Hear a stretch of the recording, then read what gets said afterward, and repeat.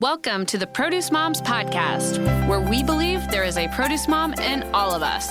I'm Lori Taylor, founder and CEO of the Produce Moms. For 10 years, I sold fresh produce to over 300 grocery stores in the U.S. And today, my team and I are fully focused on inspiring people to eat more fruits and vegetables. This show is just one of the ways that we hope to inspire you and your family to eat more produce and live a better life. If you like what you're hearing on the podcast, join our community of almost 40,000 in all 50 states and over 30 countries by visiting theproducemoms.com/subscribe. And be sure to subscribe and leave us a review on iTunes. Thanks for being here. Enjoy today's show. Hello, everybody, and welcome back. This is the Produce Moms Podcast, and my name's Lori Taylor. And today on the show, we are welcoming an amazing woman, Dana Gunders. And we're not just welcoming her, we are welcoming her back to the Produce Moms Podcast. If you scroll back in the archives, episode 79 is where you will first hear Dana being our guest on this show. And she is an absolute legend, a pioneer of sorts as it relates to combating food waste. And today, Dana serves as the executive director at ReFed. ReFed is, they are the leader in data-driven solutions to fight food waste. And they are working across the food system to cut food loss and waste in half by the year 2030. So this is going to be a great episode. We are going to talk about some of those goals and initiatives that ReFed has, the way that they are serving as a catalyst for so many other stakeholders in the food supply chain to really mitigate food waste. And Dana herself, she's the de facto expert in this. So we're gonna bring her on. She can self-introduce herself, of course, but she's an accomplished author. And like I said, just an absolute legend as it relates to helping everyone from end households like yours and mine to every stakeholder in the supply chain. She is a champion for eliminating food waste. So with that, Dana, welcome back to the show. We are so proud to have you as our guest again at the Produce Moms Podcast. Well, thank you so much, Lori. That's a tall introduction to live up to. So I'll do my best over here. Own it, Dana. It is you. So, but for those who didn't have a chance to tune into 79 or aren't familiar with you or the ReFed organization, please give us a little self-introduction. Sure. Yeah. Well, I've been working on this issue of food loss and waste for about a decade now. I actually got really obsessed with it back when I was working with the produce industry on looking at different metrics for on-farm sustainability and trying to standardize some of those. And as part of that, I was put in charge of the waste metric and actually started which was meant to cover kind of like some of the other waste that happens in farming, and ultimately wound up stumbling upon these numbers of how much food is going to waste. And I just couldn't believe it. And I would go back to people in the industry and be like, this says that 40% of food is not actually getting eaten. Is that possibly true? And they would hem and haw for a moment, and then they'd be like, yeah, that sounds about right. And I just, would go crazy. And here we were trying to, save a little bit of water or whatnot. And yet almost half the food wasn't being eaten. So that really kind of put the bee in my bonnet, so to speak. And I've really been working on it ever since. Yeah. Yeah. And it's a valiant effort and you're doing a great job, but let's talk a little bit about that data and help people understand the current state. That 40% figure is one that, I've used it in many of my media appearances. We've talked about it here on this show. Let's help people understand, though. This is an environmental issue, like you said. We're dumping resources like water and others that are other critical resources that are part of the farming process. We're dumping that into food that is not making its way down the supply chain. Furthermore, it's an imbalance because we have, every country in this world is battling food insecurity in some way, shape, or form. And so there's, we have that disparity issue where there's huge populations globally that are food insecure, hungry, don't have food access. And then we've got this staggering statistic of 40% of what is grown is ends up in the trash. So just let's kind of dive into that current state and why it's such a concern, and why did this become your personal passion? Yeah. Well, look, just to frame it out, and these days we use about 35% as our estimate. So maybe that's a positive. But Yeah, that is a positive. Yeah. It's more of a math improvement maybe than an actual improvement.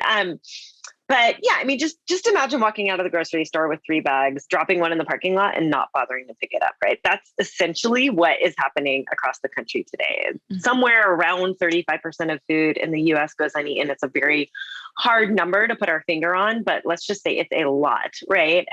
We estimate it's over $400 billion worth of food, which is about 2% of GDP. Wow. Just at the household level, the average family of 4 is spending somewhere around $2,000. And actually, that's a 2019 number. So these days it's probably even more with all, what's going on with food prices. Correct. But on food that they're not actually eating. Wow. So that is the household waste equates to at least $2,000 average. That's right. For a family of 4. Yeah. And then, just the resources that are going into this, right? So just to kind of paint a picture for you, if all of our country's wasted food was grown in one place, it would be a mega farm that would cover more land than Nebraska, Missouri, and Oklahoma combined. And It would use as much water as more than 50 million American homes. Wow. But, then instead of, you harvest all that food, it would be enough food to feed 3 times the number of food insecure Americans. But instead of being eaten, it would drive around the country for thousands of miles and go straight to a landfill where the food would rot, where it emits methane, which is a powerful greenhouse gas. Right. So it's just kind of a waste all along the system. The greenhouse gas equivalent is about 58 million cars worth of greenhouse gases, is about how much the footprint of wasted food is. So, oh my gosh. And is that an annual, or is that 58 million cars? That's insane. Yeah, it's annual. Mm-hmm. Wow. Okay. So it's just massive, and I think I will say, having worked on this for over a decade now, what keeps me interested is that it's really, we sort of talk about it as if it's one problem, but it's like fixing the food system. It's very different if you're talking about tomatoes that haven't been harvested versus something going bad in your fridge. So, there's a lot of complexity. Yeah. Mm-hmm. Oh my goodness. So enter Refed. I mean, that now we've got this great organization. You're at the helm as the executive director. Tell us a little bit more about Refed, because that is certainly an organization that's focused on swinging that pendulum and creating change. Yeah, absolutely. And, we really aim to be sort of a hub and catalyst at the center of the issue. And so we work with all sorts of different kinds of stakeholders. And hold on to your hat here for a second, and I'll tell you a little bit about what we do, because we're working in a lot of different areas. So one is on the data side. So like I mentioned, it's a really hard issue to get our heads wrapped around in terms of data. Nobody's collecting data, when you're throwing garbage out at your house or at a business or anything. And so, we're having to kind of back into estimates quite a bit. So we spend a lot of time really focusing on painting a picture of what is happening out there to help people know where to focus and get their own heads wrapped around the issue. So we have an interactive data platform on our website, and you can learn about the problem. We've also analyzed over 42 solutions to the issue and how much they cost to implement and how much they save in food and how much they save in dollars and some of the environmental and social impacts that they have. So, and then we just kind of keep adding to that tool. So just last week, actually, we launched what we call a capital tracker.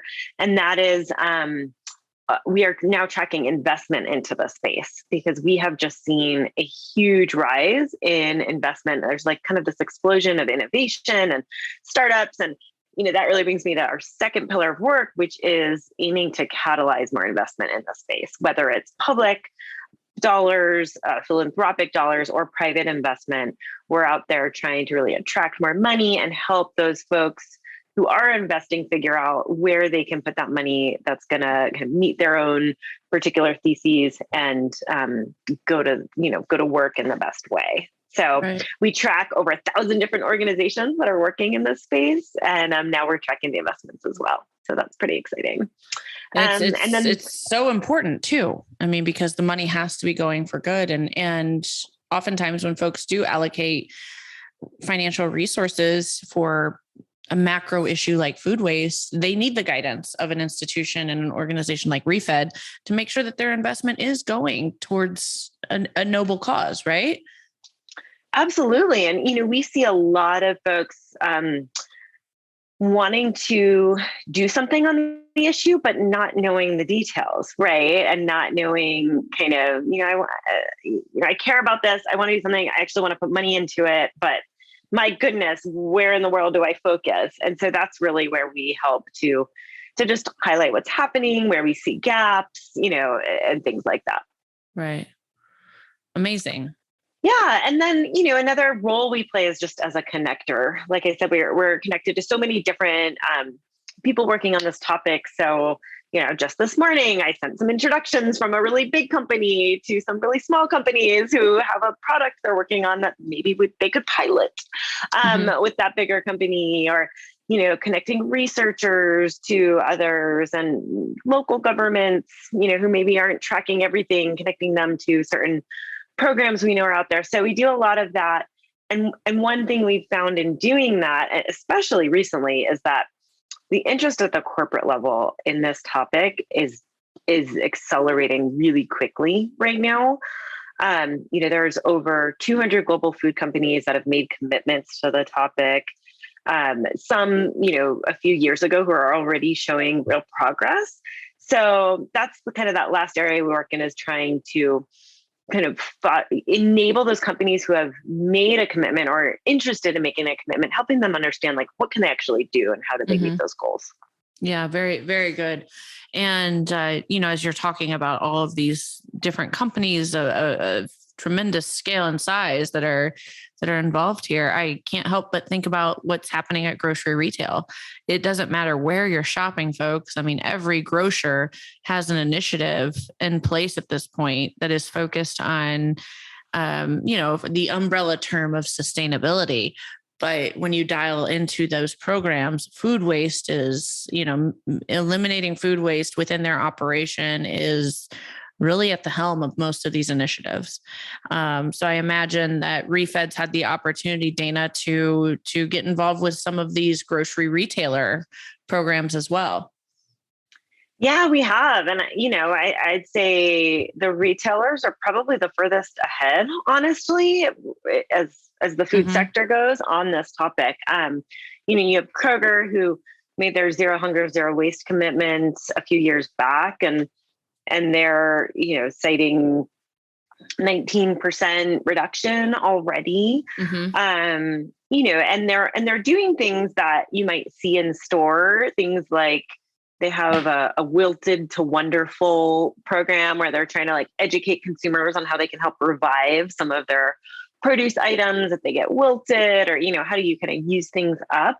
And I think there's also opportunities up the supply chain that they can look to and are looking to around, how do they get their forecasting more precise, right? How do they communicate better with upstream so that they're not causing waste to be happening further upstream? So I think, that's kind of a newer area, but I think there's a lot of opportunity there as well.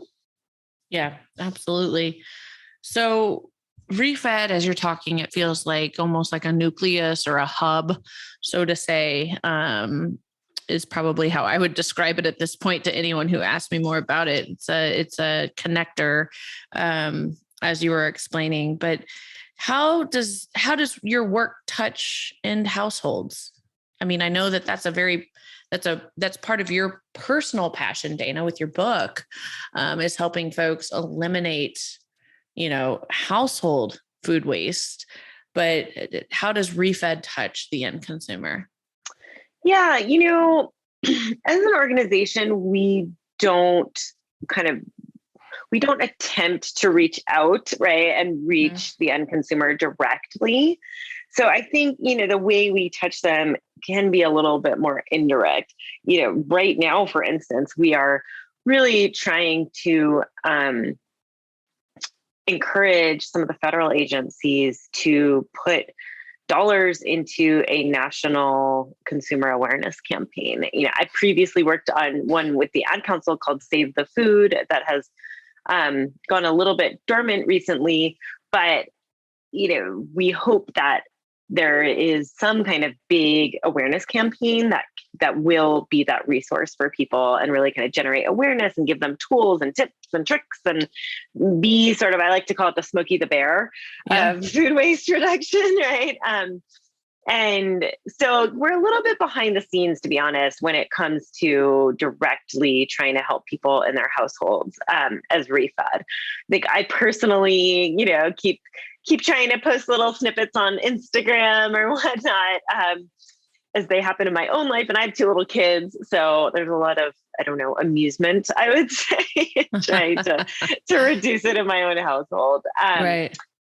So yeah, it's one of those things that I think there's so much room. About 37% of all the food that gets wasted in this country is coming from households. And the number 1 product there is produce that is getting wasted. The number 2 are leftovers that people don't want anymore. So there is a great opportunity to help people use their products better, right? And that then helps them use their food budget better, which is, and extend their food budgets, which I think is really important. So that's another kind of case we're trying to make, is for some of the nutrition assistance programs to include information around meal planning and, how do you store produce the best? What can you do with it if it's a little bit past its prime? Sure. To help those folks really extend their food budgets. Yeah, I think that's great. Noble work. I mean, we certainly have an initiative internally at the Produce Moms. When we create content, we want to be a resource-based hub for folks as it relates to fruits and vegetables. And our ethos is how to select it, how to store it, how to serve it. And within each of those 3 silos, as you can imagine, there is definitely a purpose on using the whole fruit or vegetable, eliminating that food waste, reviving the fruits and veggies. As you said, the Wilted to Wonderful initiative is fantastic. Couldn't agree and celebrate that more. So this is all really just inspiring work, Dana. I'd love for you to tell folks a little bit more about your book. I know that we talked more extensively about your book in episode 79, but it's an action-oriented tool for anyone that, as you're listening to this conversation today, thinking, I want to do a better job at home. I point you to Dana's book. So Dana, tell folks a little bit more about your book. Thank you. Yeah, well, it's called the Waste-Free Kitchen Handbook, and it's really meant to be like a reference book that might sit next to your cookbooks. It has a section on just strategies, some of which we've been talking about, right? Like what to think about when you're shopping, what to think about when you're unpacking your groceries, what to think about when you're, opening your fridge and trying to figure out what's for dinner, those sorts of things. But then it also has some recipes that do sort of what you're describing, try to use things up or use clever parts of products. One of my favorite recipes in there is a berried avocado chocolate mousse that uses very overripe avocados. And I tell you, you can do this with avocados that are brown. And it makes a chocolate mousse out of it, and you can't really taste that sort of, funky brown avocado taste. So, ways to use things up. And then probably my favorite section is in the back, and it's a directory where you can look up. There are over 85 products there, and you can look them up and you can learn, how do you store it? Can it be frozen? Can you eat the green part of the strawberry? What do you do if your apple is bruised? Can you eat the other side? Kind of just answer some of those questions, because nobody wakes up wanting to waste food, right? And I just really feel like it's a matter of having the right information at the right time.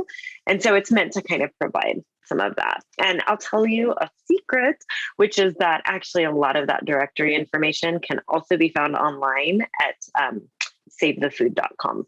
Well, thank you, Dana. That's kind of you to share. And you will not be disappointed if you pick up this book. And like Dana said, I have mine on my shelf right next to my cookbooks. It is absolutely the best place to store that, the waste-free kitchen toolkit, if you're able to pick a copy up for your home kitchen. So Dana, I imagine with the perishable nature of fresh produce, fruits and vegetables, there's got to be some data specific to produce that is worthy of sharing with our guests today. I mean, what do you know at ReFed about fruits and vegetables specifically as it relates to the food waste crisis? Yeah, when I think about produce, one thing that really sticks out for me is actually what's happening all the way upstream on the farm, because I think there's huge opportunity there. We estimate that over 16 million tons of produce is not being harvested. And, some of that is because of weather and pests and whatnot, but about half of it, per our estimates, is actually edible food. And it's being left behind for market reasons. And so I see that as just such a huge opportunity to consider, whether it's, federal buying programs or some of these discount markets. It can't be that discounted because it still costs money to grow it and harvest it and transport it and all those things. But, we're leaving food in the fields, literally, like fresh, healthy, nutritious food in the fields. So that's one place that I think there's an opportunity to get a little bit more innovative with the business model and try to find ways to get that food into the hands of people. Absolutely. So Dana, this has been a great conversation. I do want to talk briefly about what I said in the introductory remarks. ReFed's vision to cut food waste in half by 2030. I love that you have set that timeline. I love the lofty goal. Tell us a little bit more about the future and how ReFed's going to achieve that. Yes, well, it is lofty. It is ambitious. We have done an analysis. We do think it's possible, but only if we just get like massive participation. And so that's kind of what we're after now. I mean, we will continue to focus on improving the information we're putting out there because we think that's an enabler and really kind of telling the success stories that motivate others to replicate. But in addition to that, some of our focus is on, again, bringing more capital into the space. We actually just launched a $100 million funding platform with closed loop partners, where we'll be trying to raise money to go invest in some of these solutions that can scale. And then we're also, again, trying to really enable those companies who have an interest or a commitment on this topic to figure out how to do it. Because I think, no person wakes up wanting to waste food. No company really wakes up wanting to waste food either. But like, what do you do after you have that goal? How do you actually change it? What are some of the most potent changes you can make and what can you make quickly? So those are the types of, that's the type of enabling we're really trying to work on now. Fantastic. Well, we will be cheering for you, aligning with you in any way we possibly can to help support reaching that ambitious goal, because yes, it's ambitious, but it changes. That's a goal. That's an effort that changes the world. I mean, the remarks that we shared at the top of this show, folks, I mean, this is something that affects everyone. And as Dana mentioned, ReFed might not have a dedicated initiative to, engage with the consumers or really like programming that's directed at the household level, but everything they do positions your household, my household, every consumer out there for greater success. And I also think too, in a consumer climate where food is more expensive than it's been in my entire lifetime, this is even that much more important because of the financial implications. So, Dana, with that, I welcome you for closing remarks, but I must just tell you one more time, thank you for being our guest again on the Produce Moms podcast. I am inspired by you. And I think that I think you are a legend. You're a living legend in this space. And it's wonderful to have the opportunity to connect with you today and help share this great work. Thank you so much, Lori. Yeah. And, even though we don't work directly communicating with consumers, I believe so strongly, right, in the power that consumers hold, both to, act on something now in your home. It's food. You do it multiple times a day, right? It's so right in front of you and something we can all work with. And there are so many tips and tricks out there, but if I think it boils down to one thing, it's mindset. Once you start to think about this, you start to see it, and you start to know what to do in your own life to change it. And also beyond that, it's not just about what you're doing in home, but what are you doing when you go to the grocery store? What kind of consumer are you when you're at a restaurant? Are you ordering too much food? Are you understanding when the parsley's on the thing when you didn't want it, or do you send it back and they throw it away and then you get a new one? So I think, once we sort of take on this mindset of how valuable food is, and that it is kind of something we've invested so many resources in to get to our plate, and so much labor and love, and it's taken a lot to get it there. That mindset goes further than almost any tip or trick I could give you. So I really appreciate the opportunity to chat with you today, and all the work you're doing to help people think about this and so many of the other components of our food system. Dana, that was just absolutely beautiful remarks. Thank you so much. And, as we wrap up today's show, I'd like to encourage everyone to visit refed.org. That's refed.org to learn more about this amazing organization that, again, working for the ambitious goal to cut food loss and waste in half by the year 2030. And it's going to take all of us to get there. So, but yes, with that, Dana, I welcome you for the final goodbye of this show. And thank you again for being part of it. Yes. Well, thank you so much. And yes, please come visit us on our site. We have tons of programming, tons of information, a lot going on there. And would welcome anyone to join us and be kind of a food waste warrior with us. And Lori, thank you again for the opportunity to speak with you and with all your listeners. Thanks for joining us on this episode of the Produce Moms podcast. If you or someone you know would like to be a featured guest, just send an email to lori@theproducemoms.com. We know there is a produce mom in you because there's a produce mom in all of us. Join our community on Facebook and all social platforms. Help us change the way America eats. Thanks again for listening, and we'll see you next time.